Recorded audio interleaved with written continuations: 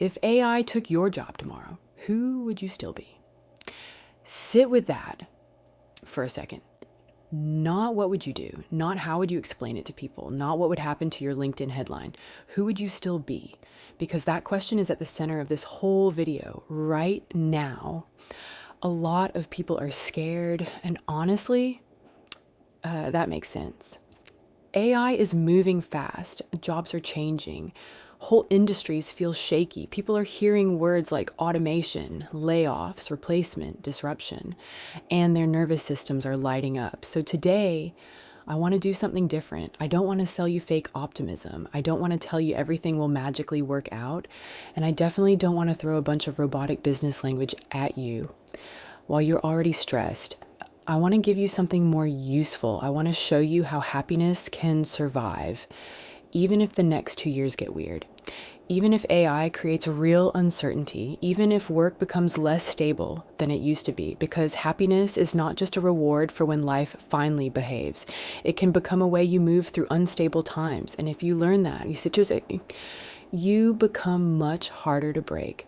First, the worst case is not the end of you. Let's start with the fear. What is the worst case people imagine?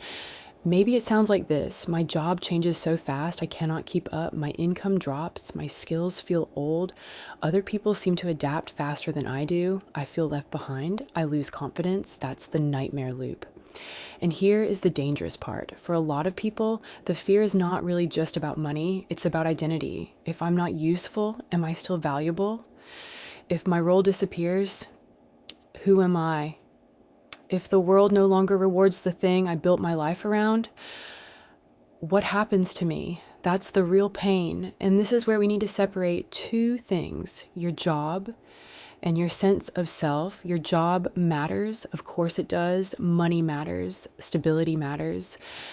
Work matters, but your job is not your soul. It's one expression of you, not all of you. The moment you remember that, your mind gets a little more room. And that room matters because panic makes people smaller, but clarity gives people choices. Next, let's talk about what happiness really is. When people hear the word happiness, they often imagine one of two wrong things: either constant pleasure or fake positivity. Neither is what I mean. The kind of happiness we need in a changing world is steadier than that. It's more like inner steadiness. It's the ability to say, life is uncertain, but I'm still here. Things are changing, but I can still think. I'm scared, but I don't have to become fear. That kind of happiness is not loud. It's not bubbly all the time. It's not performance. It's emotional stability. It's groundedness. It's knowing how to return to yourself when the world gets noisy. That's why some people go through chaos and still keep their center. It's not because they have zero fear. It's because they have a way back. And that is what we are building in this video, a way back. Now let me give you the 4 anchors that protect happiness. If the next 2 years get messy, I want you to think in anchors, not hacks, not trends. Anchors. Here are the 4 I want you to protect. Anchor 1, your body. When people are anxious about the future, they often leave their body behind. They stop sleeping well, they stop walking, they live in stress chemicals, they scroll too much, they eat like they're under attack. Then they wonder why they feel hopeless. Your body is not a side issue. It's the ground floor of your mind. So if you want to stay happy during uncertainty, protect the basics. Sleep, breathing, walking, food, sunlight, less nervous system abuse. I know that sounds simple. That's because it is. And simple does not mean weak. Anchor 2. Your relationships, when the future feels unstable, don't isolate. Talk to people, call people, go on walks. Be honest with someone safe. Isolation makes fear feel smarter than it really is. Connection shrinks fear back down to human size. Anchor 3, your usefulness. This is huge. If AI is making you afraid of becoming irrelevant, don't focus only on being impressive. Focus on being useful. Useful people survive change better. Can you solve a problem? Can you explain something clearly? Can you help calm a room? Can you make a messy thing easier? Can you bring taste, trust, judgment, empathy, creativity, steadiness? Those things matter a lot. Anchor 4, your meaning. If your only meaning comes from your role, you will feel shattered every time work changes. You need meaning that is bigger than your title. Who do you help? What do you care about? What kind of person are you trying to become? What values are still true even when the market changes?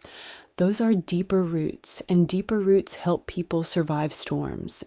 Now, the next 2 years could get rough, so become adaptable, not fragile. Let's be honest. There is a version of the next 2 years where a lot of people feel shaken.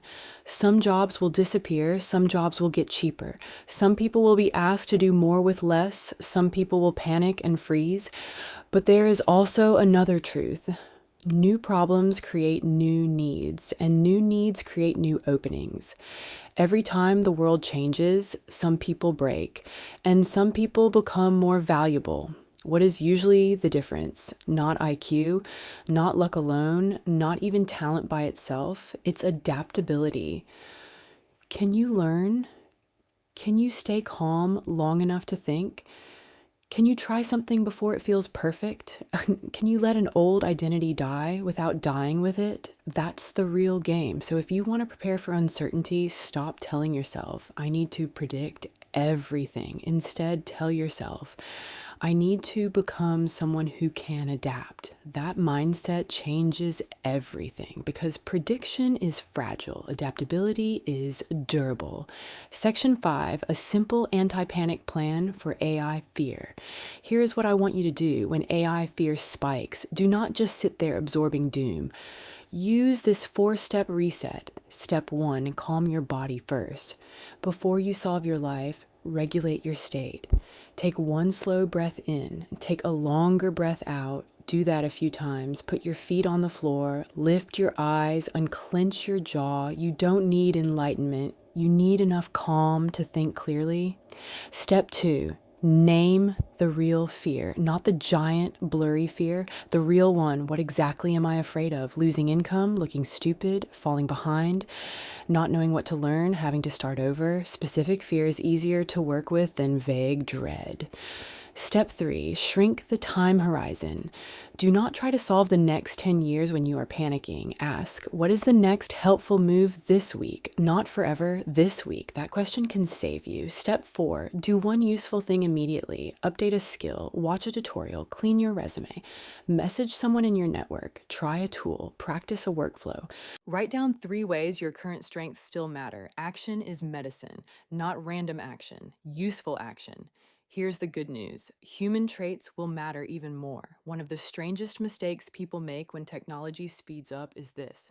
They start trying to become more machine-like. More output, more speed, more optimization, less emotion, less softness, less humanity.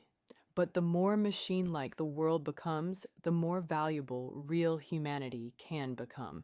Think about the traits people crave when they are overwhelmed. Good judgment, trust, warmth, clarity, creativity, humor, taste, empathy, emotional steadiness. Those things matter. In fact, they may matter more. Because in a world full of generated content, people remember what feels real.